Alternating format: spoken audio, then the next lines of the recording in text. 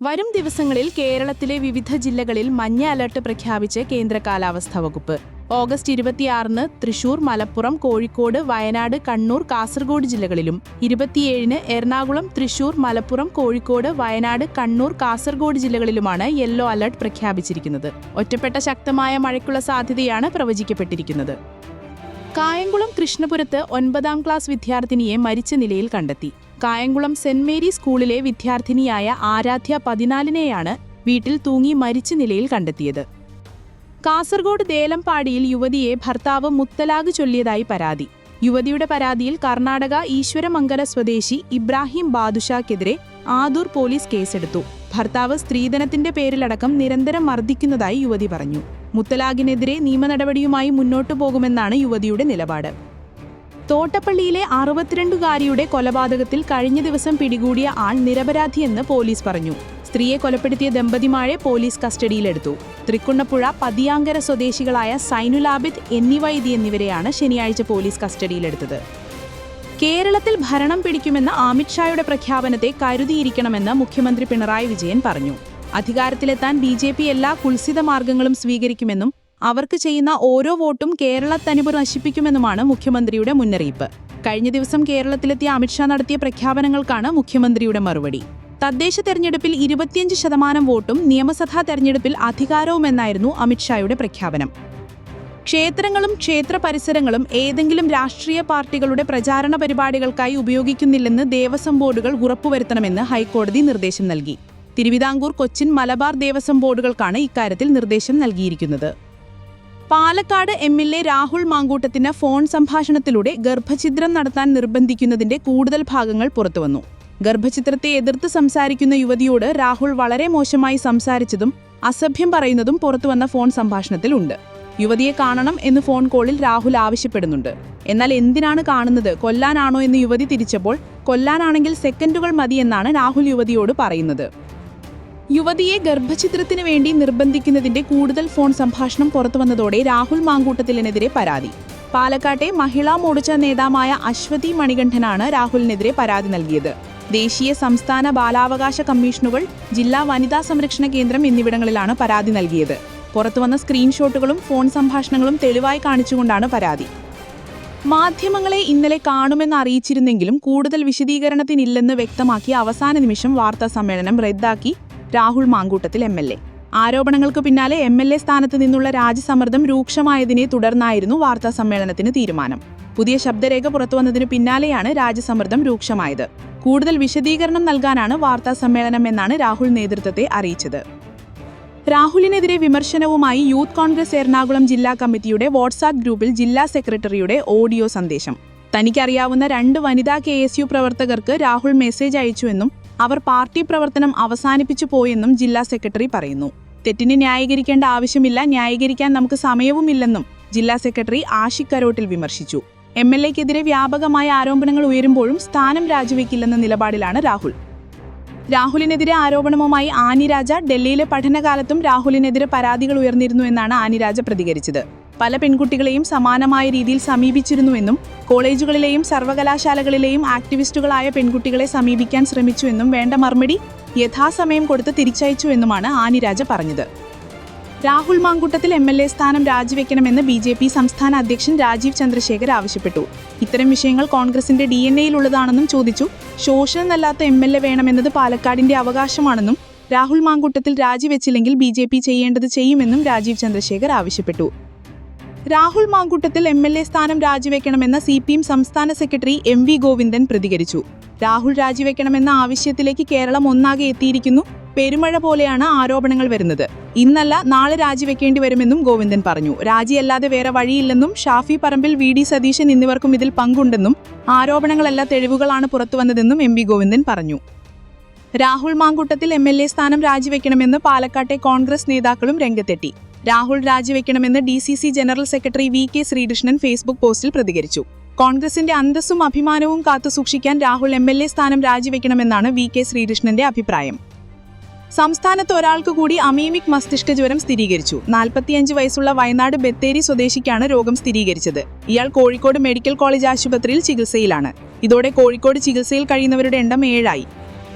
ഇടുക്കി ഇടമലക്കുടിയിൽ പനി ബാധിച്ച് 5 വയസ്സുകാരൻ മരിച്ചു.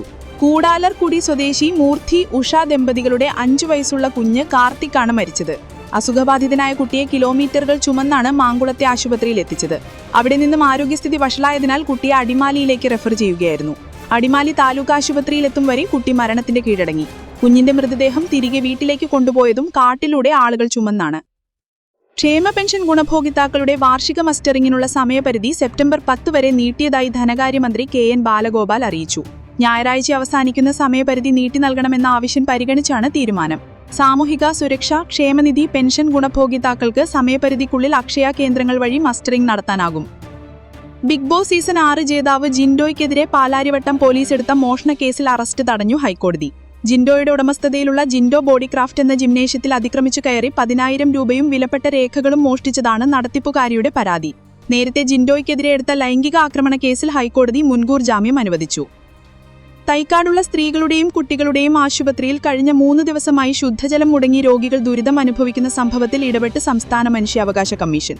തുടർച്ചയായി 3 ദിവസം ശുദ്ധജലം മുടങ്ങിയതിനെക്കുറിച്ച് ജല അതോറിറ്റി അസിസ്റ്റന്റ് എക്സിക്യൂട്ടീവ് എഞ്ചിനീയർ അന്വേഷണം നടത്തണമെന്ന് മനുഷ്യാവകാശ commission chairperson justice Alexander Thomas ഉത്തരവിട്ടു. കുടിവെള്ള വിതരണം പഴയപടി പുനഃസ്ഥാപിക്കണമെന്ന് കമ്മീഷൻ ആവശ്യപ്പെട്ടു. സംസ്ഥാന സർവീസ് ജീവനക്കാർക്കും അധ്യാപകർക്കും 1 ഗഡു ക്ഷാമബത്ത അനുവദിച്ചു. സർവീസ് പെൻഷൻകാർക്കുള്ള ക്ഷാമാശ്വാസവും 1 ഗഡു അനുവദിച്ചതായി ധനകാര്യമന്ത്രി KN ബാലഗോപാൽ അറിയിച്ചു. UGC, AICTE, മെഡിക്കൽ സർവീസസ് ഉൾപ്പെടെയുള്ളവർക്കും DA/DR വർധനവിന്റെ ആനുകൂല്യം ലഭിക്കും. സെപ്റ്റംബർ 1 ലഭിക്കുന്ന ശമ്പളത്തിനും പെൻഷനുമൊപ്പം പുതിയ ആനുകൂല്യം കിട്ടിത്തുടങ്ങും.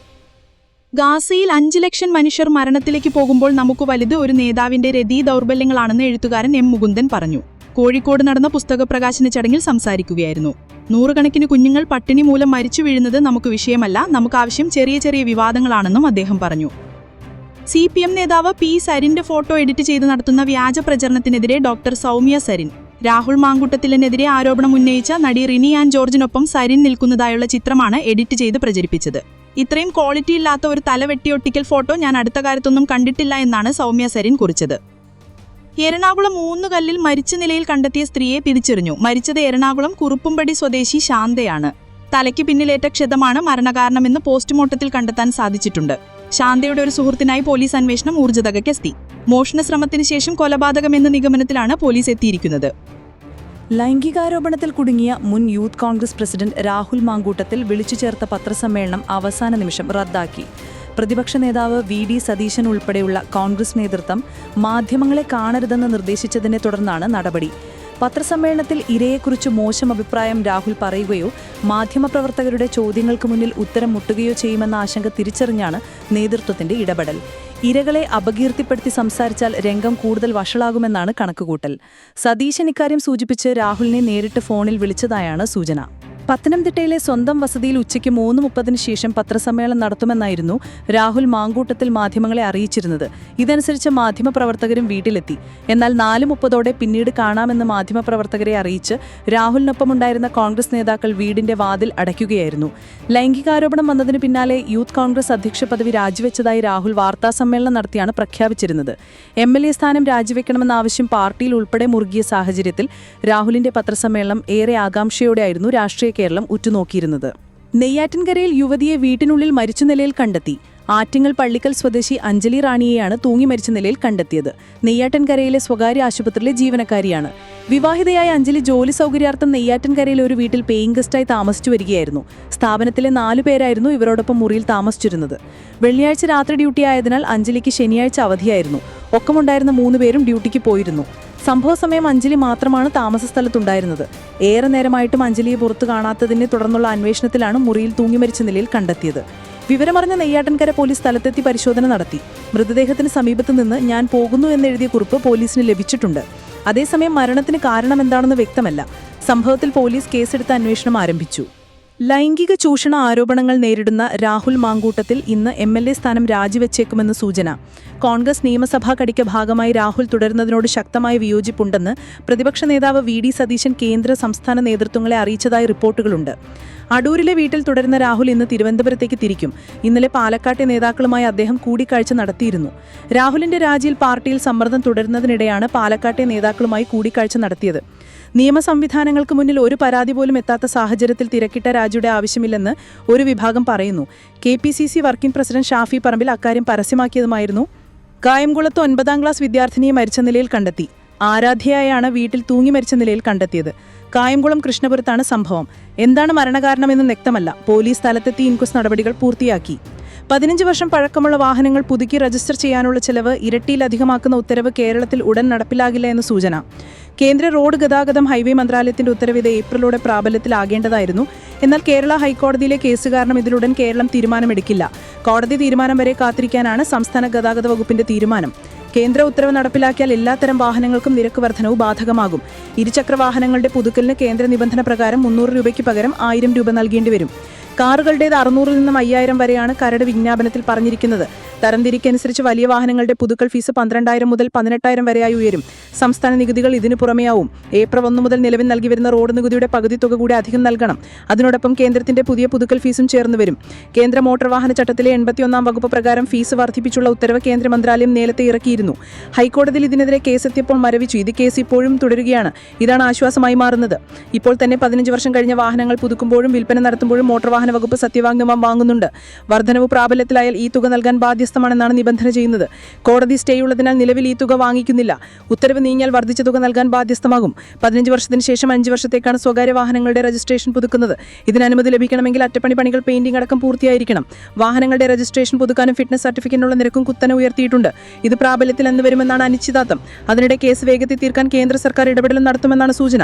പ്രൈവറ്റായി ഉപയോഗിക്കുന്ന ഇരുചക്ര വാഹനങ്ങളുടെ രജിസ്ട്രേഷൻ പുതുക്കാൻ 300 രൂപ ഉണ്ടായിരുന്നത് 1000 രൂപയായി ഉയർത്തിയിരുന്നു. 3 വീലറുകളുടെ രജിസ്ട്രേഷൻ പുതുക്കാനുള്ള ഫീസ് 600 രൂപയിൽ നിന്ന് 2500 ആക്കി. കാറുകളുടെ രജിസ്ട്രേഷൻ പുതുക്കാൻ 600 രൂപ ഉണ്ടായിരുന്നത് 5000 ആക്കി. ഇറക്കുമതി ചെയ്ത ഇരുചക്ര വാഹനങ്ങളുടെ രജിസ്ട്രേഷൻ പുതുക്കാൻ 10000 രൂപ ഫീസ് അടക്കണം. നിലവിൽ 2500 രൂപയാണ് ഫീസ്. ഇറക്കുമതി ചെയ്ത കാറുകളുടെ രജിസ്ട്രേഷൻ പുതുക്കൽ ഫീസ് 40000 രൂപയിൽ നിന്ന് 40000 രൂപയാക്കി. മറ്റു വാഹനങ്ങളുടെ രജിസ്ട്രേഷൻ പുതുക്കാൻ 3000 രൂപ ഉണ്ടായിരുന്നത് 6000 രൂപയാക്കി. ട്രാൻസ്പോർട്ട് വിഭാഗത്തിൽപ്പെടുന്ന വാഹനങ്ങളുടെ ഫിറ്റ്നസ് സർട്ടിഫിക്കറ്റുള്ള നിരക്കിൽ വൻ വർധനമാണ്. ഈ വിഭാഗത്തിലെ ഇരുചക്ര വാഹനങ്ങൾക്ക് 1400 രൂപയാണ് പുതിയ ഫീസ്. നിലവിൽ 400 രൂപയായിരുന്നു. 3 വീലറുകൾക്ക് 400 രൂപ ഉണ്ടായിരുന്നത് 4300 ആക്കി. കാറുകൾക്ക് 800 രൂപ ഉണ്ടായിരുന്നത് 8300 ആക്കി. ഹെവി വാഹനങ്ങൾക്ക് 800 രൂപ ഉണ്ടായിരുന്നത് 13500 ആക്കി ഉയർത്തി. രജിസ്ട്രേഷൻ പുതുക്കാനും ഫിറ്റ്നസ് സർട്ടിഫിക്കറ്റ് എടുക്കാനും വൈകിയാൽ ഈടാക്കുന്ന പിഴയും ഉയർത്തിയിട്ടുണ്ട്. കേരളത്തിൽ മാധ്യമ സ്വാതന്ത്ര്യം ഹനിക്കപ്പെടരുതെന്ന് മുഖ്യമന്ത്രി പിണറായി വിജയൻ അയച്ച കത്തിൽ ഇന്റർനാഷണൽ പ്രസ് ഇൻസ്റ്റിറ്റ്യൂട്ട് IPI ആവശ്യപ്പെട്ടു. കേരഫോൺ പദ്ധതിയുമായി ബന്ധപ്പെട്ട വാർത്താ ചോർച്ചയിൽ സർക്കാർ പ്രഖ്യാപിച്ച അന്വേഷണത്തിന്റെ പശ്ചാത്തലത്തിലാണ് കത്ത്. രേഖകൾ പരിശോധിക്കാനും തിരച്ചിൽ നടത്താനും ബന്ധപ്പെട്ട വ്യക്തികളെ ചോദ്യം ചെയ്യാനുമടക്കം വിപുലമായ അധികാരങ്ങളാണ് അന്വേഷണ ഉദ്യോഗസ്ഥന് നൽകിയിരിക്കുന്നത്. കത്തിൽ ചൂണ്ടിക്കാട്ടി. ഭാവിയിൽ സർക്കാരിനെ അലോസരപ്പെടുത്തുന്ന മറ്റു വാർത്തകളും മാധ്യമങ്ങൾക്കെതിരെ അന്വേഷണം പ്രഖ്യാപിക്കുന്നതിലേക്ക് ഇത് വാതിൽ തുറക്കുമോ എന്ന് ആശങ്ക തിരിച്ചറിഞ്ഞാണ് നേതൃത്വത്തിന്റെ ഇടപെടൽ. നിലവിൽ പ്രഖ്യാപിച്ച അന്വേഷണം മാധ്യമപ്രവർത്തകരുടെ സ്വാതന്ത്ര്യത്തിലുള്ള കടന്നുകയറ്റത്തിലേക്ക് നീങ്ങില്ലെന്ന് ഉറപ്പുവരുത്തണമെന്നായിരുന്നു IPI ആവശ്യപ്പെട്ടത്. മാധ്യമ സ്വാതന്ത്ര്യം ഉയർത്തിപ്പിടിക്കുന്നതിൽ സംസ്ഥാന സർക്കാർ പ്രതിജ്ഞബദ്ധമാണെന്ന് മുഖ്യമന്ത്രി ഈയിടെ നടത്തിയ പരാമർശം സ്വാഗതാർഹമാണ്. വിമർശനാത്മകമായ റിപ്പോർട്ടിംഗ് ജനാധിപത്യത്തിന് അനിവാര്യമാണ്. അന്വേഷണത്തിന്റെ ഭാഗമായി മാധ്യമപ്രവർത്തകർ ശിക്ഷിക്കപ്പെടരുതെന്ന കാര്യത്തിൽ മുഖ്യമന്ത്രിയും യോജിക്കുമെന്ന് കരുതുന്നു. വാർത്താ സ്രോതസ് വെളിപ്പെടുത്താനോ മാധ്യമപ്രവർത്തനത്തിന് വിശദാംശങ്ങൾ നൽകാനോ മാധ്യമപ്രവർത്തകർ ബാധ്യസ്ഥരല്ല. മാധ്യമ സ്ഥാപനങ്ങളിൽ പരിശോധന നടത്താനും അനുവാദമില്ല. കേരളത്തിലെ മാധ്യമപ്രവർത്തകർക്കൊപ്പം ഉറച്ചു നിൽക്കുമെന്നും വിഷയം സസൂക്ഷ്മം നിരീക്ഷിക്കുമെന്നും IPI executive director Scott Griffin കത്തിൽ വ്യക്തമാക്കി. ട്രാൻസ്ജെൻഡർ സമുദായത്തോട് സമഭാവനയിൽ അധിഷ്ഠിതമായ കാഴ്ചപ്പാട് പുലർത്തണമെന്ന് സാമൂഹ്യനീതി വകുപ്പ് മന്ത്രി RB ബിന്ദു. കേരള സർക്കാർ സാമൂഹ്യനീതി വകുപ്പ് സംഘടിപ്പിച്ച 5ാമത് സംസ്ഥാന ട്രാൻസ്ജെൻഡർ കലോത്സവം വർണ്ണപ്പകിട്ട സമാപന സമ്മേളനം ഉദ്ഘാടനം ചെയ്ത് സംസാരിക്കുകയായിരുന്നു മന്ത്രി.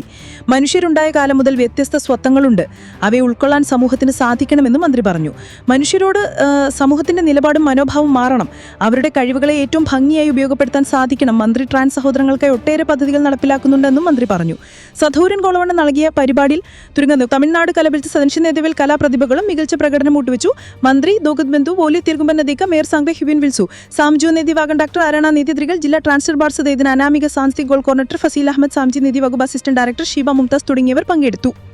ലൈംഗിക ചൂഷണ പരാതികളുടെ പരമ്പര നേരിടുന്ന രാഹുൽ മാങ്കൂട്ടത്തിൽ നിയമസഭാംഗത്വം ഒഴിയാനായി കോൺഗ്രസിൽ വൻ സമ്മർദ്ദം. രാജിക്ക് രാഹുൽ വിസമ്മതിച്ചാൽ പുറത്താക്കൽ അടക്കമുള്ള കടുത്ത അച്ചടക്ക നടപടിയും പാർട്ടിയുടെ പരിഗണനയിൽ.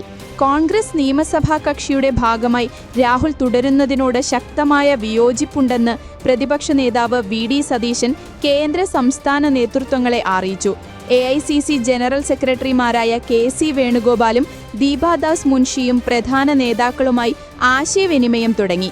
KPCC പ്രസിഡന്റ് സണ്ണി ജോസഫും നേതാക്കളുടെ അഭിപ്രായം തേടി. കോൺഗ്രസ് ഇക്കാര്യത്തിൽ ഏകാഭിപ്രായത്തിലെത്തിയിട്ടില്ല.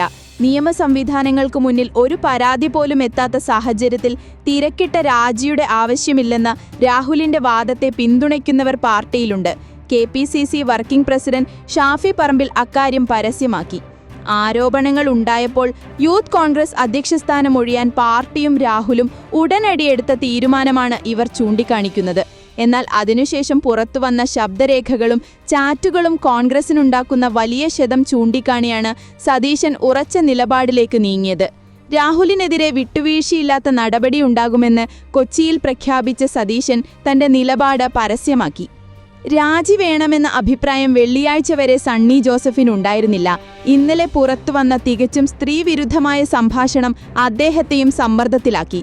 കൂടുതൽ തെളിവുകൾ പുറത്തു വന്നേക്കാം എന്നതുകൊണ്ട് തന്നെ തീരുമാനം നീട്ടിക്കൊണ്ടു പോകാനിടയില്ല. തീരുമാനം കേരള നേതൃത്വത്തിന് വിടുകയാണ് AICC ചെയ്തിരിക്കുന്നത്. യൂത്ത് കോൺഗ്രസ് പ്രസിഡന്റ് സ്ഥാനത്തു നിന്നുമുള്ള രാജിയോടെ ആ അധ്യായം അവസാനിച്ചു എന്ന നിലപാടാണ് ദീപാദാസ് മുൻഷി ഇന്നലെ രാവിലെ കൈക്കൊണ്ടതെങ്കിലും സതീശൻ ഫോണിൽ വിയോജിപ്പ് അറിയിച്ചു. തദ്ദേശ നിയമസഭാ തിരഞ്ഞെടുപ്പ് തൊട്ടുമുന്നിൽ നിൽക്കെ രാഹുലിനെ സംരക്ഷിക്കാനാവില്ലെന്നും KC വേണുഗോപാലിനോടും വ്യക്തമാക്കി. കടുത്ത നടപടി വേണമെന്നാണ് പ്രവർത്തക സമിതി അംഗം രമേശ് ചെന്നിത്തലയുടെയും ആവശ്യം. MLA സ്ഥാനം രാജിവെക്കണമെന്ന ആവശ്യം നിരാകരിക്കാനും തന്റെ ഭാഗം വ്യക്തമാക്കാനും രാഹുൽ ഇന്നലെ വാർത്താ സമ്മേളനം വിളിച്ചെങ്കിലും നേതാക്കൾ ഇടപെട്ട് അത് വിലക്കി. BJPക്ക് സ്വാധീനമുള്ള പാലക്കാട്ടെ MLAയാണ് രാഹുൽ എന്നതിനാൽ കേന്ദ്രം തിരക്കിട്ട ഉപതിരഞ്ഞെടുപ്പ് പ്രക്രിയയിലേക്ക് നീങ്ങാനുള്ള സാധ്യത നേതൃത്വം വിശകലനം ചെയ്തു. ഒഴിവ് വന്നാൽ 6 മാസത്തിനകം തിരഞ്ഞെടുപ്പ് നടത്തണമെന്നാണ് ചട്ടമെങ്കിലും നിയമസഭയ്ക്ക് 1 വർഷമെങ്കിലും കാലാവധി ബാക്കിയുണ്ടാവണമെന്ന നിബന്ധനയുമുണ്ട്. ഈ നിയമസഭയുടെ കാലാവധി കഴിയുന്നത് മെയ് 23-നാണ്. അതിനാൽ ഉപതിരഞ്ഞെടുപ്പിന് സാധ്യതയില്ലെന്നാണ് വിദഗ്ധ അഭിപ്രായം. പ്രവർത്തകന്റെ വീട് പണയപ്പെടുത്തി വായ്പയെടുത്ത് തിരികെ നൽകാതെ വിവാദത്തിലായ CPM Thodupuzha east area committee office 1.5 വർഷത്തിലേറെയായി പ്രവർത്തിക്കുന്നത് കെട്ടിട നമ്പർ ഇല്ലാതെ. തൊടുപുഴ മുനിസിപ്പാലിറ്റിയിൽ LDF ഭരണമുള്ള കാലത്ത് നിർമ്മാണം പൂർത്തിയാക്കിയ കെട്ടിടം ഉദ്ഘാടനം ചെയ്തത് CPM സ്ഥാന സെക്രട്ടറിയാണ്. കെട്ടിട നിർമ്മാണ ചട്ടങ്ങൾ ലംഘിച്ചതിനാൽ നഗരസഭ നമ്പർ അനുവദിച്ചിട്ടില്ല. 1.73 കോടി രൂപയാണ് നിർമ്മാണ ചെലവ്. 3 നില കെട്ടിടം നിർമ്മിക്കുമ്പോൾ മതിയായ പാർക്കിംഗ് സൗകര്യം വേണമെന്നുള്ള ചട്ടം പാലിച്ചിട്ടില്ല. റോഡിൽ നിന്നും ചട്ടപ്രകാരമുള്ള ദൂരപരിധിയുമില്ല. നഗരസഭാ എഞ്ചിനീയറിംഗ് വിഭാഗത്തിന്റെ അനുമതി ലഭിച്ചാലേ റവന്യൂ വിഭാഗം കെട്ടിട നമ്പർ അനുവദിക്കൂ. നമ്പർ കിട്ടാൻ CPM നേതാക്കൾ നഗരസഭയിലെ മുൻ അസിസ്റ്റന്റ് എക്സിക്യൂട്ടീവ് എഞ്ചിനീയറെ ഭീഷണിപ്പെടുത്തിയിരുന്നു. പ്രതികൂല സാഹചര്യങ്ങളെ പോലും അതിജീവിക്കാൻ ശേഷിയുള്ളവയാണ് മസ്തിഷ്ക ജ്വരത്തിന് കാരണമാകുന്ന അമീബകൾ. 25-40 ഡിഗ്രി സെൽഷ്യസ് താപനിലയുള്ള വെള്ളത്തിലാണ് തലച്ചോറ് തീനി എന്നറിയപ്പെടുന്ന ഏറ്റവും അപകടകാരിയായ നൈഗ്ലേറിയ ഫൗളറി വിഭാഗം അമീബകൾ പെട്ടെന്ന് പെരുകുന്നത്. അതിവേഗം തലച്ചോറിനെയും കേന്ദ്ര നാഡീവ്യൂഹത്തെയും ബാധിക്കുകയും മരണസാധ്യത വർദ്ധിപ്പിക്കുകയും ചെയ്യുന്ന ഏറ്റവും അപകടകാരിയായ അമീബ വിഭാഗമാണിത്. മഴ പെയ്ത ശേഷം പെട്ടെന്ന് ചൂടുള്ള അന്തരീക്ഷം ഉണ്ടാകുമ്പോൾ ഇവയുടെ വ്യാപനമുണ്ടാകുന്നുവെന്നാണ് പഠനങ്ങളിൽ കണ്ടെത്തിയത്. അണുബാധയുള്ള വെള്ളം മുക്കിലൂടെ പ്രവേശിക്കുന്നതിലൂടെയാണ് കേന്ദ്ര നാഡീവ്യൂഹത്തിലേക്ക് ഇവ എത്തുന്നത്. അപകടകാരിയായ മറ്റൊരിനം ബലമുത്തിയ മാൻഡലാറിസ് ആണ്. ഇവ മണ്ണിൽ ജീവിക്കുന്നവയാണ്. മുറിവിലൂടെയും ശ്വസനത്തിലൂടെയും മനുഷ്യരെ ബാധിക്കാമെന്ന് ഗവേഷകർ പറയുന്നു. ആരോഗ്യമുള്ളവരെയും പ്രതിരോധശേഷി കുറഞ്ഞവരെയും ഒരുപോലെ ബാധിക്കാം. മരണനിരക്കും വളരെ കൂടുതലാണ്. ഇവയെ തിരിച്ചറിയാൻ പ്രയാസമാണെങ്കിലും ആരോഗ്യ വകുപ്പിന് കീഴിൽ ഇവയെ തിരിച്ചറിയാനുള്ള മോളിക്കുലാർ പരിശോധനയ്ക്കുള്ള സംവിധാനം വികസിപ്പിച്ചെന്ന് നേരത്തെ മന്ത്രി വീണ ജോർജ് പ്രഖ്യാപിച്ചിരുന്നു.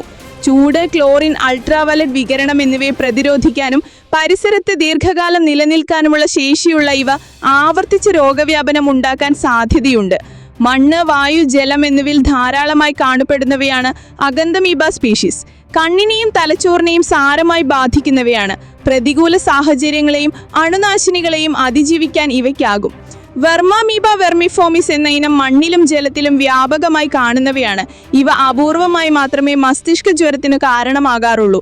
നേരിട്ട് രോഗമുണ്ടാക്കുന്നതിനേക്കാൾ ന്യൂമോണിയ ഉൾപ്പെടെയുള്ള രോഗങ്ങൾക്ക് കാരണമാകുന്ന ബാക്ടീരിയകളെ സ്വന്തം ശരീരത്തിൽ വഹിക്കുന്നതിനാൽ മറ്റുതരം രോഗങ്ങൾക്കും കാരണമാകാം. ഉയർന്ന താപനിലയിലും കോശങ്ങൾ നശിക്കാനുള്ള സാധ്യത കുറവാണ്. ചികിത്സകളെ പോലും അതിജീവിക്കാൻ ഇവയ്ക്ക് ശേഷിയുണ്ട്. സൂപ്പർ ക്ലോറിനേഷൻ പോലുള്ള ജലശുദ്ധീകരണ സംവിധാനങ്ങളിലൂടെ മാത്രമേ ഒരു പരിധിവരെ ഈ അമീബ വകഭേദങ്ങളെ പ്രതിരോധിക്കാൻ കഴിയൂ. വിജിലൻസ് കോടതി ഉത്തരവിലെ മുഖ്യമന്ത്രിക്കെതിരായ പരാമർശത്തിനെതിരെ ഹൈക്കോടതിയെ സമീപിക്കാൻ സർക്കാരിന് നിയമോപദേശം. Excise commissioner ADGP MR Ajith കുമാറിനെതിരായ അനധികൃത സ്വത്ത് സമ്പാദന കേസിലെ വിജിലൻസ് കോടതി ഉത്തരവിലാണ് മുഖ്യമന്ത്രിക്കെതിരെ കടുത്ത പരാമർശങ്ങളുണ്ടായത്. ഇതൊഴിവാക്കാനും കേസ് നടപടികൾ സ്റ്റേ ചെയ്യാനും ഹൈക്കോടതിയെ സമീപിക്കാനും ലീഗൽ അഡ്വൈസർ വിജിലൻസ് ഡയറക്ടർക്ക് റിപ്പോർട്ട് നൽകി. ഈ റിപ്പോർട്ട് തുടർ നടപടികൾക്കായി വിജിലൻസ് ഡയറക്ടർ മനോജ് എബ്രഹാം ആഭ്യന്തര വിജിലൻസ് സെക്രട്ടറിക്ക് കൈമാറി. സർക്കാരാണ് തീരുമാനമെടുക്കേണ്ടത്. സുപ്രീം കോടതിയുടെ ആവർത്തിച്ചുള്ള വിധികൾ പാലിക്കാതെയും സർക്കാരിൽ നിന്ന് പ്രോസിക്യൂഷൻ അനുമതി തേടാതെയുമാണ് വിജിലൻസ് കോടതി അന്വേഷണത്തിന് ഉത്തരവിട്ടതെന്ന് നിയമവിദഗ്ധർ സർക്കാരിനെ അറിയിച്ചിട്ടുണ്ട്. അടുത്ത കാലത്ത് ഒരു കേസിൽ സുപ്രീം കോടതി പുറപ്പെടുവിച്ച വിധിയിൽ ഇത്തരം മാനദണ്ഡങ്ങൾ പാലിക്കാത്ത ഒന്നിലധികം കേസുകൾ വിവിധ സംസ്ഥാനങ്ങളിൽ സ്റ്റേ ചെയ്തിരുന്നു. മുഖ്യമന്ത്രിക്കെതിരായ പരാമർശങ്ങൾ നിയമവിരുദ്ധമായ ക്ലീൻ ചിറ്റ് റിപ്പോർട്ട് മുഖ്യമന്ത്രി എങ്ങനെ അംഗീകരിച്ചു? ഈ കേസിൽ മുഖ്യമന്ത്രിക്ക് എന്തു കാര്യം? വിജിലൻസ് അന്വേഷണത്തിൽ ഭരണപരമായ ഇടപെടൽ സാധ്യമാണോ? അന്വേഷണ റിപ്പോർട്ട് വിജിലൻസ് അംഗീകരിച്ചെന്നും മേൽ തീരുമാനത്തിന് മുഖ്യമന്ത്രിയുടെ അംഗീകാരമുണ്ടെന്നുമാണ് മുൻ വിജിലൻസ് ഡയറക്ടർ യോഗേഷ് ഗുപ്ത കോടതിയെ അറിയിച്ചത്. ഉയർന്ന റാങ്കുള്ള പോലീസ് ഉദ്യോഗസ്ഥനെതിരായ അന്വേഷണത്തിൽ ഭരണഘടനാ പദവി വഹിക്കുന്നവരുടെ റോൾ എന്താണ്? വിജിലൻസ് വകുപ്പ് മുഖ്യമന്ത്രിയുടെ നിയന്ത്രണത്തിലാണെങ്കിലും അത് ഭരണപരമായ കാര്യങ്ങൾക്ക് മാത്രമാണ്. ഉന്നത പോലീസ് ഉദ്യോഗസ്ഥനെതിരായ അന്വേഷണത്തിൽ രാഷ്ട്രീയ നേതൃത്വത്തിന് റോളില്ല. ഒരു വ്യക്തി കുറ്റം ചെയ്തിട്ടുണ്ടോ എന്ന് തീരുമാനിക്കേണ്ടത് നിയമപ്രമാണങ്ങളുടെ അടിസ്ഥാനത്തിലാവണം, ഭരണ നേതൃത്വത്തിന്റെ അംഗീകാരത്തിന്റെ അടിസ്ഥാനത്തിലാവരുത്. അന്വേഷണ റിപ്പോർട്ട് മറിച്ചായിരുന്നുവെങ്കിൽ അത് അംഗീകരിക്കപ്പെടുമെന്ന് കരുതാനാകുമോ? വിജിലൻസ് കോടതി വിധിക്കെതിരെ ADGP MR അജിത് കുമാർ സ്വന്തം നിലയിലും ഹൈക്കോടതിയെ സമീപിക്കാൻ ഒരുങ്ങുകയാണ്. മുതിർന്ന അഭിഭാഷകരുമായി ചർച്ച നടത്തിയതായി അറിയുന്നു. സുപ്രീം കോടതി മാർഗനിർദ്ദേശങ്ങൾ പാലിക്കാത്ത വിജിലൻസ് കോടതി വിധി റദ്ദാക്കണമെന്ന് അദ്ദേഹം ആവശ്യപ്പെടുമെന്നാണ് വിവരം. ഗാസയിൽ ഇസ്രയേൽ വെടിവയ്പ്പുകളിലും ബോംബിങ്ങിലും 4 കുട്ടികളടക്കം 37 പലസ്തീൻകാർ കൊല്ലപ്പെട്ടു. ഖാൻ യൂനിസിൽ താൽക്കാലിക കൂടാരങ്ങളിൽ കഴിയുന്നവരും ഭക്ഷണം തേടിയെത്തിയവരുമാണ് കൊല്ലപ്പെട്ടത്. പട്ടിണി മൂലം ഇന്നലെ 2 പേർ കൂടി മരിച്ചു. ഇതോടെ പട്ടിണി മരണം 112 കുട്ടികളടക്കം 273 പേരായി. പട്ടിണി വ്യാപിച്ച ഗാസ സിറ്റി ക്ഷാമ മേഖലയായി UN ഏജൻസിയായ IPC കഴിഞ്ഞ ദിവസം പ്രഖ്യാപിച്ചിരുന്നു. എന്നാൽ ഗാസ സിറ്റി ഇപ്പോഴും ഹമാസ് ശക്തി കേന്ദ്രമാണെന്നും അവരെ തകർക്കും വരെ ആക്രമണം തുടരുമെന്നും ഇസ്രയേൽ ആവർത്തിച്ചു. അതേസമയം യമനിൽ നിന്ന് തൊടുത്ത മിസൈൽ ആകാശത്ത് വച്ച് തകർത്തെന്ന് ഇസ്രയേൽ സൈന്യം അറിയിച്ചു. ആക്രമണത്തിന്റെ ഉത്തരവാദിത്തം യമനിലെ ഹൂതി വിമതർ ഏറ്റെടുത്തു. ഇസ്രയേലിന്റെ പ്രധാന വിമാനത്താവളമായ ബെൻ ഗുരിയോണിലേക്ക് ബാലിസ്റ്റിക് മിസൈലുകൾ തൊടുത്തതുൾപ്പെടെ 3 ആക്രമണങ്ങൾ നടത്തിയെന്ന് ഹൂതി വക്താവ് യഹ്യ സരി അവകാശപ്പെട്ടു. അതിനിടെ ഇസ്രയേലിനെതിരെ പുതിയ ഉപരോധങ്ങൾ ഏർപ്പെടുത്താനുള്ള ബില്ലിന് നെതർലൻഡ്സ് പാർലമെന്റിൽ പിന്തുണ കിട്ടാതെ വന്നതോടെ വിദേശകാര്യമന്ത്രി കാസ്പർ ബെൽക്യാമ്പ് രാജിവെച്ചു. ജൂണിൽ മറ്റൊരു ഘടകകക്ഷി പിൻവലിച്ചതോടെ ബഹുമതം നഷ്ടമായിരുന്ന സർക്കാർ ഇതേ കൂടുതൽ പ്രതിസന്ധിയിലായി. ഒക്ടോബറിലാണ് രാജ്യത്ത് പൊതു തിരഞ്ഞെടുപ്പ്. മോസ്കോ റഷ്യൻ തലസ്ഥാനമായ മോസ്കോയ്ക്ക് നേരെ ഡ്രോൺ ആക്രമണം. ശനിയാഴ്ചയാണ് മോസ്കോ നഗരത്തെ ലക്ഷ്യമാക്കി ഡ്രോൺ ആക്രമണം നടന്നത്. റഷ്യൻ വ്യോമ പ്രതിരോധ സംവിധാനം ഡ്രോണുകളെ തകർത്തിട്ടുണ്ട്. മുന്നറിയിപ്പിന്റെ ഭാഗമായി മോസ്കോ നഗരത്തിലേതുൾപ്പെടെ വിമാനത്താവളങ്ങൾ താൽക്കാലികമായി അടച്ചിരിക്കുകയാണ്. 3 മണിക്കൂറിനിടെ റഷ്യൻ വ്യോമ പ്രതിരോധ യൂണിറ്റുകൾ 32 ഡ്രോണുകൾ നശിപ്പിച്ചതായി അധികൃതർ അറിയിച്ചു. അതേസമയം ആരാണ് ഡ്രോൺ ആക്രമണത്തിന് പിന്നിലെന്ന് വ്യക്തമല്ല. മോസ്കോയിലേക്ക് പറന്നുയർന്ന ഒരു ഡ്രോൺ റഷ്യൻ വ്യോമ പ്രതിരോധ സേന വെടിവച്ചിട്ടതായും വിദഗ്ധർ തകർന്നു വീണ ഭാഗങ്ങൾ പരിശോധിച്ചു വരികയാണെന്ന് മോസ്കോ മേയർ സെർജി സോബിയാനിൻ പറഞ്ഞു. മോസ്കോയുടെ കിഴക്കും ഇഷേസ്ക്, നിഷ്നി നോൾഗാവ് റോഡ്, സമര, പെൻസ്, ടാംബോവ്, ഉലിയാനോവ്സ്ക് എന്നീ വിമാനത്താവളങ്ങളുടെ പ്രവർത്തനങ്ങളാണ് നിർത്തിവച്ചിരിക്കുന്നത്. ഡ്രോൺ ആക്രമണത്തെ തുടർന്ന് റഷ്യയിലെ 2ാമത്തെ വലിയ നഗരമായ സെന്റ് പീറ്റേഴ്സ്ബർഗിലെ വിമാനത്താവളത്തിൽ ഒട്ടേറെ വിമാനങ്ങൾ വൈകിയതായി റോയിട്ടേഴ്സ് റിപ്പോർട്ട് ചെയ്തു. 2025 അവസാനത്തോടെ ഇന്ത്യയിൽ ആദ്യമായി തദ്ദേശീയമായി നിർമ്മിച്ച സെമി കണ്ടക്ടർ ചിപ്പ് വിപണിയിൽ ലഭ്യമാക്കുമെന്ന് പ്രധാനമന്ത്രി നരേന്ദ്രമോദി പറഞ്ഞു. ഇന്ത്യയിൽ നിർമ്മിച്ച 6G നെറ്റ്വർക്ക് വികസിപ്പിക്കുന്നതിനായി സർക്കാർ വേഗത്തിൽ മുന്നോട്ട് പോകുന്നുണ്ടെന്നും അദ്ദേഹം പറഞ്ഞു. The economic times world leaders ഫോറത്തിൽ സംസാരിക്കുകയായിരുന്നു അദ്ദേഹം. പതിറ്റാണ്ടുകൾക്ക് മുൻപ് ഇന്ത്യ സെമി കണ്ടക്ടർ നിർമ്മാണത്തിലേക്ക് പ്രവേശിക്കാനുള്ള അവസരം നഷ്ടപ്പെടുത്തിയിരുന്നു എന്നും എന്നാൽ ഇപ്പോൾ സ്ഥിതി മാറിയിട്ടുണ്ടെന്നും മോദി പറഞ്ഞു. ഇന്ത്യയിൽ സെമി കണ്ടക്ടർ നിർമ്മാണം 50 വർഷങ്ങൾക്ക് മുൻപ് ആരംഭിക്കാമായിരുന്നു എന്ന് നമുക്കെല്ലാവർക്കും അറിയാം. എന്നാൽ ഇന്ത്യ അത് നഷ്ടപ്പെടുത്തി. ഇന്ന് നമ്മൾ ഈ സാഹചര്യം മാറ്റി. ഇന്ത്യയിൽ സെമി കണ്ടക്ടറുമായി ബന്ധപ്പെട്ട ഫാക്ടറികൾ ഉയർന്നു വരാൻ തുടങ്ങിയിട്ടുണ്ട്. ഈ വർഷത്തിന്റെ അവസാനത്തോടെ ആദ്യത്തെ മെയ്ഡ് ഇൻ ഇന്ത്യ ചിപ്പ് വിപണിയിൽ ലഭ്യമാക്കുമെന്നും അദ്ദേഹം പറഞ്ഞു. 100 രാജ്യങ്ങളിലേക്ക് ഇലക്ട്രിക് വാഹനങ്ങൾ കയറ്റുമതി ചെയ്യാൻ രാജ്യം തയ്യാറെടുക്കുകയാണെന്നും അദ്ദേഹം പറഞ്ഞു.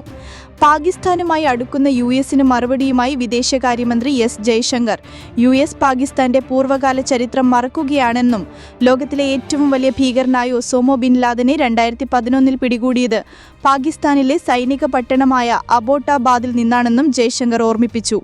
ഓപ്പറേഷൻ സിന്ദൂരിനിടെ ഇന്ത്യയും പാകിസ്ഥാനും തമ്മിലുള്ള വെടിവയ്പ്പിന് മധ്യസ്ഥത വഹിച്ചെന്ന് യു.എസ് പ്രസിഡന്റ് ഡൊണാൾഡ് ട്രംപിന്റെ അവകാശവാദത്തെക്കുറിച്ച് സംസാരിക്കവെയാണ് ജയശങ്കറിന്റെ ഓർമ്മപ്പെടുത്തൽ. US president Donald Trump Pakistan army chief Asim മുനീറിനെ വൈറ്റ് ഹൌസിലേക്ക് ക്ഷണിച്ചതിലൂടെ യു.എസ് പാകിസ്ഥാൻ ബന്ധത്തിലെ ചരിത്രം അവഗണിക്കുകയാണ്. അവർക്ക് പരസ്പരം ഒരു ചരിത്രമുണ്ട്. നമ്മളിതെല്ലാം കാണുന്നത് ആദ്യമല്ല എന്ന് പറഞ്ഞ് വിശദമാക്കി തിരിച്ചുവന്ന ജയശങ്കർ പറഞ്ഞു, യു.എസ് പാകിസ്ഥാനുമായി അടുക്കുന്ന സാഹചര്യത്തിൽ സ്വയം ഇന്ത്യയെ ആശ്വസിപ്പിക്കുകയാണ് ചെയ്യുന്നത്. അമേരിക്കയ്ക്ക് ആ ചരിത്രം തുടരാനാകില്ല. അതിനുള്ള കാരണം ഞാൻ നിങ്ങൾക്ക് മുന്നിൽ പ്രസ്താവിച്ചു കഴിഞ്ഞു എന്നും ജയശങ്കർ പറഞ്ഞു. സംഘർഷമുണ്ടാകുമ്പോൾ എല്ലാ രാജ്യങ്ങളും പരസ്പരം സംസാരിക്കാറുണ്ട്. ആ സമയത്ത് ഫോൺ കോളുകൾ നടന്നിരുന്നു എന്നതൊരു വസ്തുതയാണ്. യു.എസിൽ നിന്നും മറ്റ് രാജ്യങ്ങളിൽ നിന്നും ഫോൺ കോളുകൾ വന്നിരുന്നു. ഇതൊരു രഹസ്യമല്ല.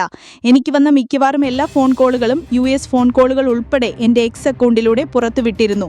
ഇസ്രയേൽ ഇറാൻ സംഘർഷത്തിനിടയിൽ ഞാൻ വിളിച്ചിരുന്നു. റഷ്യ യുക്രൈൻ യുദ്ധത്തിനിടയിൽ ഞാൻ വിളിച്ചിരുന്നു. അവിടെ ഞാൻ ശ്രീ ശങ്കരൻ എന്ന് സൂചിപ്പിച്ചു.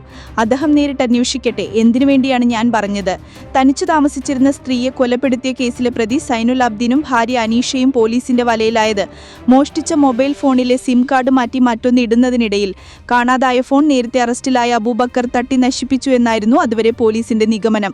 അബൂബക്കർ അങ്ങനെ പോലീസിനോട് സമ്മതിക്കുകയും ചെയ്തു. എന്നാൽ മോഷ്ടിച്ച സ്വർണ്ണക്കമ്മലും ഫോണുമായി യഥാർത്ഥ പ്രതികൾ സൈനുൽ അബ്ദീനും അനീഷയും സംഭവം നടന്ന 17-ന് പുലർച്ചെ തന്നെ കടന്നു കളഞ്ഞിരുന്നു. ഫോൺ ഓഫ് ചെയ്തിരുന്നു. ഇതേപ്പറ്റി അപ്പോൾ പോലീസിന് ഒരു സൂചനയും ഉണ്ടായിരുന്നില്ല. എങ്കിലും കാണാതായി ഫോൺ കണ്ടെത്താനുള്ള ശ്രമം പോലീസ് നടത്തുന്നുണ്ടായിരുന്നു. വെള്ളിയാഴ്ച രാത്രി ഈ ഫോൺ മറ്റൊരു സിം കാർഡ് ഇട്ട് പ്രവർത്തിപ്പിച്ചപ്പോൾ തന്നെ പോലീസിന് വിവരം കിട്ടി. ഫോൺ മൈനാഗപ്പള്ളിയിലാണെന്നും കണ്ടെത്തി. കൊല്ലം പോലീസിന്റെ സഹായത്തോടെ പ്രതികളെ രാത്രി തന്നെ പിടികൂടുകയും ചെയ്തു. DYSP K N. രാജേഷിന്റെയും സ്റ്റേഷൻ ഓഫീസർ എം. പ്രതീഷ് കുമാറിന്റെയും നേതൃത്വത്തിലാണ് പ്രതികളെ അറസ്റ്റ് ചെയ്തത്. അറസ്റ്റിലായ സൈനുൽ അബ്ദീൻ മുൻപ് മോഷണം, അടിപിടി കേസുകളിൽ പ്രതിയായിരുന്നെന്നും അനീഷ ഇയാളുടെ 3ാമത്തെ ഭാര്യയാണെന്നും പോലീസ് പറഞ്ഞു. മരിച്ച സ്ത്രീയുമായി അടുപ്പമിരുന്ന അബൂബക്കർ കഴിഞ്ഞ ശനിയാഴ്ച രാത്രി ഇവരുടെ വീട്ടിലെത്തിയിരുന്നു. 11 മണിയോടെ അബൂബക്കർ മടങ്ങി. അബൂബക്കർ അകത്തുള്ളപ്പോൾ സൈനുൽ അബ്ദീനും അനീഷയും വീടിന് സമീപത്ത് ഒളിച്ചിരിക്കുകയായിരുന്നു. അബൂബക്കർ പോയ ശേഷം അവർ വീടിന്റെ പിൻവാതിൽ കുത്തി തുറന്ന് അകത്ത് കടന്ന് വിദ്യുത് വിച്ഛേദിച്ചു. മോഷണ ശ്രമത്തെ സ്ത്രീ തെരക്കുമ്പോൾ സൈനുൽ അബ്ദീൻ കഴുത്ത് ഞെരിച്ച് കൊല്ലപ്പെടുത്തി. തുടർന്ന് സ്ത്രീയുടെ ശരീരത്തിലും മുറിയിലും മുളകുപൊടി വിതറി. അലമാറയിലുണ്ടായിരുന്ന കമ്മലും കട്ടിലിൽ നിന്ന് മൊബൈൽ ഫോണും മോഷ്ടിച്ചു കടന്നുകളഞ്ഞു. സംശയം തോന്നിയവരെ ചോദ്യം ചെയ്ത കൂട്ടത്തിൽ കൊലപാതകം നടത്തിയെന്നും മുളകുപൊടി വിതറിയെന്നും ഫോൺ എടുത്തെന്നും അബൂബക്കർ സമ്മതിച്ചതോടെയാണ് അറസ്റ്റ് ചെയ്തതെന്നും പോലീസ് പറയുന്നു. കാണാതായ ഫോണിൽ മറ്റൊരു സിം കാർഡ് ഇട്ട് പ്രവർത്തിപ്പിച്ചതോടെയും ഫോൺ കൊല്ലം മൈനാഗപ്പള്ളിയിലാണെന്നും പോലീസ് കണ്ടെത്തിയതോടെയുമാണ് യഥാർത്ഥ പ്രതി അബൂബക്കർ അല്ലെന്ന് വ്യക്തമായത്. മൈനാഗപ്പള്ളിയിലെത്തി സൈനുൽ അബ്ദീനെയും അനീഷയെയും പോലീസ് പിടികൂടി. കമ്മൽ വിറ്റതിന്റെ വിവരങ്ങൾ ലഭിച്ചിട്ടുണ്ട്. ഫോണും കണ്ടെത്തി. മൈനാഗപ്പള്ളിയിലെ സൈനുൽ അബ്ദീന്റെ സുഹൃത്തിന്റെ വീട്ടിൽ നിന്ന് മുളകുപൊടിയുടെ ബാക്കിയും കണ്ടെത്തി. കൊല്ലപ്പെട്ട ആളുടെ വിശദമായ പോസ്റ്റ്മോർട്ടം റിപ്പോർട്ടും ശാസ്ത്രീയ പരിശോധനയുടെ വിവരങ്ങളും ലഭിച്ചിട്ടില്ല. ആലപ്പുഴ കൊല്ലപ്പെട്ട ആ സ്ത്രീയുടെ വീടിന് സമീപത്ത് നിന്ന് ലഭിച്ച കാലിയായ മദ്യക്കുപ്പിയിൽ നിന്നും തെളിവുണ്ടായേക്കും. സൈനുൽ അബ്ദീൻ ഉപയോഗിച്ച മദ്യത്തിന്റെയാണ് കുപ്പിയെന്ന് പോലീസ് പറയുന്നു. മദ്യം വാങ്ങിയത് എവിടെ നിന്നാണ് കുപ്പിയിലെ QR കോഡ് വഴി കണ്ടെത്തിയിട്ടുണ്ടെങ്കിലും മദ്യവിൽപ്പനശാലയിൽ നിന്ന് വ്യക്തമായ CCTV ദൃശ്യങ്ങൾ ലഭിച്ചിട്ടില്ല.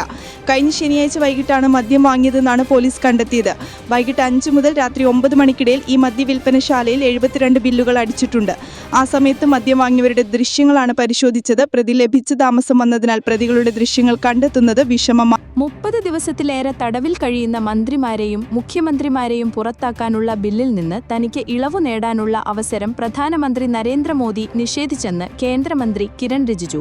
ഗുരുതരമായ ക്രിമിനൽ കേസുകളിൽ തുടർച്ചയായി 30 ദിവസം തടവിൽ കഴിയുന്ന പ്രധാനമന്ത്രി, മുഖ്യമന്ത്രി, മന്ത്രിമാർ എന്നിവരെ പുറത്താക്കാൻ നിർദ്ദേശിക്കുന്ന ബില്ലിൽ തനിക്ക് ഇളവുണ്ടാകരുതെന്ന് പ്രധാനമന്ത്രി ആവശ്യപ്പെട്ടെന്നാണ് മന്ത്രി പറഞ്ഞത്. ബില്ലുമായി ബന്ധപ്പെട്ട് മന്ത്രിസഭയിലെ ചർച്ചയിൽ പ്രധാനമന്ത്രിക്ക് ഇളവ് നൽകണമെന്ന നിർദ്ദേശം ഉയർന്നിരുന്നു. എന്നാൽ നരേന്ദ്രമോദി ഇത് നിഷേധിക്കുകയായിരുന്നു. പ്രധാനമന്ത്രിയും രാജ്യത്തെ പൗരനാണ്. അദ്ദേഹത്തിന് പ്രത്യേക സംരക്ഷണം ഉണ്ടാകേണ്ട കാര്യമില്ല. ഭൂരിഭാഗം മുഖ്യമന്ത്രിമാരും നമ്മുടെ പാർട്ടിയിൽ നിന്നാണ്. നമ്മുടെ ആളുകൾ തെറ്റ് ചെയ്താൽ അവരെയും പദവികളിൽ നിന്ന് നീക്കണം. ധാർമ്മികതയ്ക്കും എന്തെങ്കിലും അർത്ഥമുണ്ടാകണം. ധാർമ്മികതയാണ് കേന്ദ്രബിന്ദു എന്നതിനാൽ പ്രതിപക്ഷം ഈ ബില്ലിനെ സ്വാഗതം ചെയ്യും, പ്രധാനമന്ത്രി പറഞ്ഞതായി റിജിജു പറഞ്ഞു. സംസ്ഥാന സർവീസ് ജീവനക്കാർക്കും അധ്യാപകർക്കും 1 ഗഡു ക്ഷാമബത്ത അനുവദിച്ചു. സർവീസ് പെൻഷൻകാർക്കുള്ള ക്ഷാമാശ്വാസവും 1 ഗഡു അനുവദിച്ചതായി ധനമന്ത്രി K.N. ബാലഗോപാൽ അറിയിച്ചു. UGC, AICTE, മെഡിക്കൽ സർവീസസ് ഉൾപ്പെടെയുള്ളവർക്കും DA, DR വർധനവിന്റെ ആനുകൂല്യം ലഭിക്കും. സെപ്റ്റംബർ 1 ലഭിക്കുന്ന ശമ്പളത്തിനും പെൻഷനുമൊപ്പം പുതിയ ആനുകൂല്യം കിട്ടിത്തുടങ്ങും.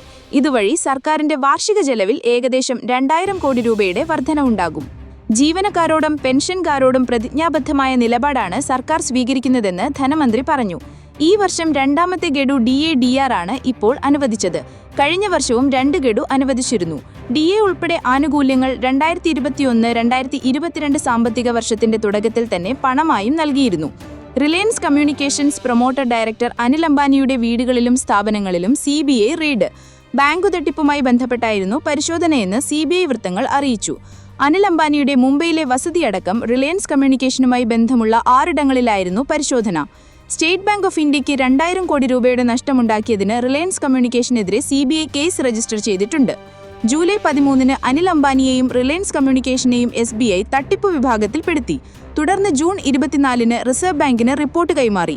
റിലയൻസ് കമ്മ്യൂണിക്കേഷൻ വായ്പ വകമാറ്റി ചെലവഴിച്ചുവെന്നും റിസർവ് ബാങ്കിന് നൽകിയ റിപ്പോർട്ടിൽ SBI പറയുന്നു. തുടർന്ന് RBIയുടെ മാർഗനിർദ്ദേശമനുസരിച്ച് CBI കേസെടുക്കുകയായിരുന്നു. വിവിധ ബാങ്കു തട്ടിപ്പുകളുമായി ബന്ധപ്പെട്ടുള്ള കള്ളപ്പണം നിലപ്പിക്കൽ കേസിൽ അനിൽ അംബാനിയെ എൻഫോഴ്സ്മെന്റ് ഡയറക്ടറേറ്റ് ചോദ്യം ചെയ്ത ആഴ്ചകൾക്കകമാണ് CBI റെയ്ഡ്. അനിൽ അംബാനിയുമായി ബന്ധപ്പെട്ട 30ലധികം സ്ഥലങ്ങളിൽ ED പരിശോധന നടത്തുകയും ചെയ്തിരുന്നു. 2017-ലും 2019-ലും യെസ് ബാങ്കിന് അനുവദിച്ച 3000-ലേറെ രൂപ വകമാറ്റി ചെലവഴിച്ചുവെന്നാണ് EDയുടെ പ്രാഥമിക അന്വേഷണത്തിൽ വ്യക്തമായിട്ടുള്ളത്. വിമാനയാത്ര ജനകീയമാക്കണമെന്നും യാത്രാ ചെലവ് കുറയ്ക്കണമെന്നും മുഖ്യമന്ത്രി പിണറായി വിജയൻ ഫിക്കിയുടെ സഹകരണത്തോടെ സിയാൽ സംഘടിപ്പിച്ച കേരള വ്യോമയാന ഉച്ചകോടി ഉദ്ഘാടനം ചെയ്യുകയായിരുന്നു. മൂലധനം കുറച്ച് സമയനഷ്ടമില്ലാതെ യാത്ര ഉറപ്പാക്കണമെന്നും മുഖ്യമന്ത്രി ആവശ്യപ്പെട്ടു. വ്യോമയാന വ്യവസായത്തിൽ സിയാൽ ജനകീയ മാതൃക തീർത്തു. 30,000-ലധികം തൊഴിലവസരങ്ങൾ സൃഷ്ടിച്ച സിയാൽ താന്ത്രിക വിദ്യാമാറ്റങ്ങൾ പൂർണ്ണമായും ഉൾക്കൊണ്ടു. വ്യോമഗതാഗതം ശക്തിപ്പെടുന്നത് കൂടുതൽ വിനോദസഞ്ചാരികളെ ആകർഷിക്കുമെന്നും മുഖ്യമന്ത്രി പറഞ്ഞു. സിയാലിൽ ആരംഭിക്കുന്ന എയർപോർട്ട് ആരോഗ്യ കേന്ദ്രത്തിന്റെ ഉദ്ഘാടനവും മുഖ്യമന്ത്രി നിർവഹിച്ചു. ആരോഗ്യ കേന്ദ്രത്തിന്റെ താക്കോൽദാനം റവന്യൂ മന്ത്രി K. രാജൻ നിർവഹിച്ചു. വ്യവസായ മന്ത്രി P. രാജീവ് അധ്യക്ഷനായി. Benny Behanan MP, chief secretary doctor A. Jayathilak, CIAL ഡയറക്ടർമാർ Aruna Sundararajan, NV George, Varghese Jacob, deputy director general of health services doctor S. Senthilnathan, FICCI senior director Manoj Mehta, CIAL managing director S. Suhas, airport director G. Manu എന്നിവർ പങ്കെടുത്തു. സീപ്ലെയിൻ, ഹെലികോപ്റ്റർ, eVTOL സമന്വയിപ്പിച്ച് എയർ ടാക്സി ആരംഭിച്ചാൽ കേരളത്തിലെ ഗതാഗത മേഖലയിൽ വിപ്ലവകരമായ മാറ്റങ്ങൾ സാധ്യമാകുമെന്ന് ഉച്ചകോടിയിൽ നടന്ന പാനൽ ചർച്ചയിൽ വിദഗ്ധർ അഭിപ്രായപ്പെട്ടു. എയർ ടാക്സി സർവീസ് ആരംഭിക്കുന്നതിൽ സിയാലിന് നിർണായക പങ്ക് വഹിക്കാൻ കഴിയും. അർബൻ മൊബിലിറ്റിക്ക് ഹെലികോപ്റ്റർ, സീപ്ലെയിൻ, eVTOL എന്നിവയുടെ സാധ്യതകൾ തേടി നടന്ന ചർച്ചയിൽ Thumbi aviation CMD group captain doctor KNG Nair മോഡറേറ്ററായി. മൊബിലിറ്റിയുടെ ഭാവി ഹൈബ്രിഡ് എയർ ടാക്സികളാണെന്ന് ചർച്ചയിൽ പങ്കെടുത്ത Sarala aviation vice president Payal Satheesh പറഞ്ഞു. മൂന്നാർ, തേക്കടി, ആലപ്പുഴ, ശബരിമല എന്നിടങ്ങളിലേക്ക് എയർ ടാക്സി സാധ്യമാണ്. സിയാലിൽ ഓപ്പറേഷണൽ ഹബ്ബ് തുടങ്ങാൻ താൽപ്പര്യമുണ്ടെന്നും അവർ പറഞ്ഞു. തീർത്ഥാടന വിനോദസഞ്ചാര കണക്ടിവിറ്റിക്ക് ഹൈബ്രിഡ് എയർ ടാക്സി മികച്ചതാണെന്നും അവർ ചൂണ്ടിക്കാട്ടി. സീപ്ലെയിൻ ഓപ്പറേഷൻ നടത്തുന്നതിനായി കൂടുതൽ അടിസ്ഥാന സൗകര്യം ഒരുക്കണമെന്ന് de Havilland aircraft of Canada limited India RSO പ്രതിനിധി സയ്യിദ് കമ്രാൻ ഹുസൈൻ പറഞ്ഞു.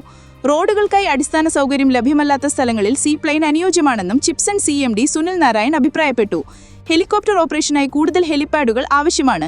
ഒറ്റ എഞ്ചിൻ ഹെലികോപ്റ്ററുകൾക്ക് റൂഫ് ടോപ്പുകളിൽ നിന്ന് പറന്നുയരാനുള്ള അനുമതി നൽകണമെന്നും പാനൽ ചർച്ചയിൽ പങ്കെടുത്തവർ അഭിപ്രായപ്പെട്ടു. കേരളത്തിലെ വ്യോമയാന സൗകര്യങ്ങളും നിക്ഷേപ സാധ്യതകളും പ്രയോജനപ്പെടുത്തുക, കേരളത്തെ ഗ്ലോബൽ വ്യോമയാന കേന്ദ്രമാക്കി മാറ്റുക, പ്രാദേശിക ഏവിയേഷൻ ലോജിസ്റ്റിക്സ് ഹബ്ബ് ശക്തിപ്പെടുത്തുക, ഡിജിറ്റൽ എയർ ട്രാവൽ MRO ഇക്കോസിസ്റ്റത്തെക്കുറിച്ച് കൂടുതൽ അവബോധമുണ്ടാക്കുക തുടങ്ങിയ ലക്ഷ്യത്തോടെയാണ് ഉച്ചകോടി സംഘടിപ്പിക്കുന്നത്. ഏവിയേഷൻ മേഖലയിലെ തന്ത്രപ്രാധാന്യ മാറ്റങ്ങൾ, നയരൂപീകരണം, അടിസ്ഥാന സൗകര്യ വികസനം തുടങ്ങിയവ ഉച്ചകോടി ചർച്ച ചെയ്യും. ഉച്ചകോടി ഞായറാഴ്ച സമാപിക്കും. സമാപന സമ്മേളനം Kochi municipal corporation mayor M. Anilkumar ഉദ്ഘാടനം ചെയ്യും.